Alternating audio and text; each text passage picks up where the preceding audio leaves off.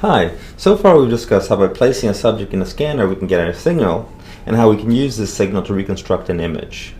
Last time we also discussed how in an fMRI experiment we collect a number of such images and study changes in oxygenation patterns across time. Finally, we talked about some of the characteristics of this MR signal and also about its noise. In this module, we're going to be discussing a little bit more about the structure of fMRI data. A standard fMRI experiment, as we've seen, gives rise to massive amounts of data. Now, in an fMRI experiment, we typically acquire both structural and functional data. The structural data is acquired for pre-processing purposes and also for presentation purposes, as we'll see as we move along.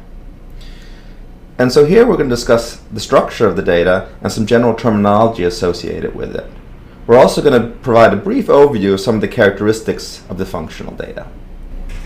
When designing an fMRI experiment, we always need to balance the need for adequate spatial resolution with adequate temporal resolution.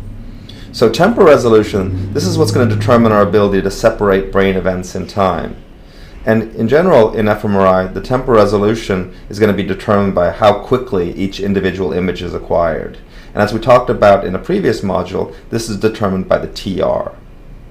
So this is how often we acquire a new image. The spatial resolution, on the other hand, that's going to determine our ability to distinguish changes in an image across different spatial locations. So as we saw at the end of the last module, when we move from a 32 by 32 image to a 64 by 64 to a 128 by 128, we can distinguish brain tissue and boundaries between brain tissues in a much better manner. And so the increased spatial resolution allows us an increased ability to distinguish changes in an image. In fMRI, we acquire both structural and functional images. And so the structural images are often these T1 weighted images. And so they're high spatial resolution, so you can make out fine anatomical detail by looking at them. However, they have no temporal resolution because they're only static images. But using these images, we can distinguish between different types of tissue and make determinations about which brain regions are located where.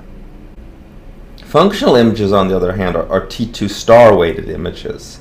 And they have significantly lower spatial resolution, but a much higher temporal resolution. We actually acquire these images every 2 seconds or so. And using these types of images, we can relate changes in signal to some experimental manipulation. So for example, if we're performing some condition, which we'll call it condition A, we can look at images that are collected while we're performing condition A and compare them to when we're performing some other type of condition, say condition B. And we can assume that, say, condition A here is finger tapping and condition B is rest. So is the signal higher in a certain voxel when we're finger tapping versus when we're resting? Here's some more terminology. So when we look at the brain, it's hard to visualize it in 3 dimensions sometimes. So sometimes we look at single slices of it. And so depending on which direction you slice the brain, we have either coronal, sagittal, or axial slices. And so MRI images are typically acquired in axial slices, one at a time. So this can either be performed in a sequential manner, where we perform one slice after the other in order, or in an interleaved manner where we first collect the first slice and then the third slice and the 5th slice, etc., and then go back and do the 2nd, 4th, whatnot. That's called interleaved sampling. But once we have all the slices collected, we combine them, and this makes up a 3-dimensional brain volume. So the field of view of an image is basically, you can consider that you have like a box around a person's brain, and you're imaging within that box. The width of that box is called the field of view, or the FOW. Now, within the field of view, we sample a bunch of slices, and each slice has a thickness as well. And so here we illustrate that we have a slice thickness of 3 millimeters. So each slice is 3 millimeters. Then we move to the next one, which is 3 millimeters, etc., etc., etc. We also have a resolution in the slice, and this is typically referred to as the matrix size. And so in this example, we say that we have a 64 by 64 image, and this means that we have 64 voxels in both the X and the Y direction. Now, if you divide the field of view by the matrix size, you get the size of the voxel. So in this case, if we have a 192 millimeter field of view and 64 voxels in that direction, then each voxel is going to be 3 millimeter. So in this little cartoon here, we have slice thickness 3 millimeter and in-plane resolution of 3 millimeter. So our voxel size is ultimately going to be 3 by 3 by 3. So in general, in an fMRI experiment, we study many subjects. And each of these subjects may be scanned during multiple sessions. And in each of these sessions, they can consist of multiple runs. So we might repeat the task or the experiment several times while the person is in the scanner. And each of these runs consists of a series of brain volumes, because each run we might collect several hundred brain volumes. As we saw here, each volume is made up of multiple slices. Each slice contains many voxels, and each voxel, that's our fundamental unit of measure here, has an intensity associated with it.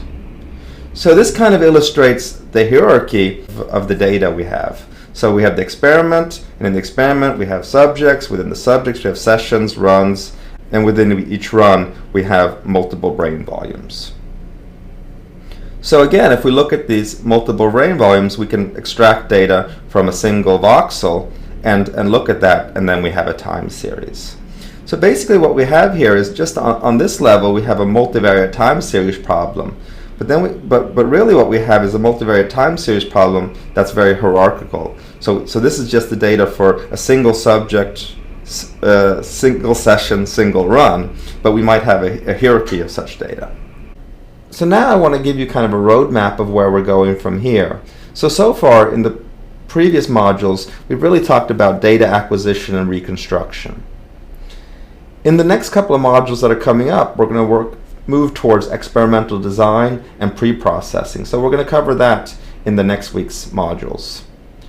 After that, we're going to move on to data analysis, and we're going to spend a good amount of time on each of these topics of data analysis. And we'll first talk about localizing brain activation, then we'll talk about connectivity, and then we'll talk about prediction.